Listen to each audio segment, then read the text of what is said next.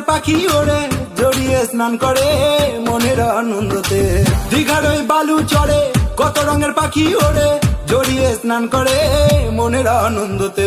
সন্ধ্যের 6টার পরে দীঘার ওই সিঁড়ির ধারে পাপড়ি চাট হাতে নিয়ে পাশে যদি তোমায় পেতাম, সমুদ্রে মিষ্টি হাওয়া মিষ্টি ঢেউয়ের গর্জনে করতো মন উতাল পাতাল ঝিমের মূর্ছনে।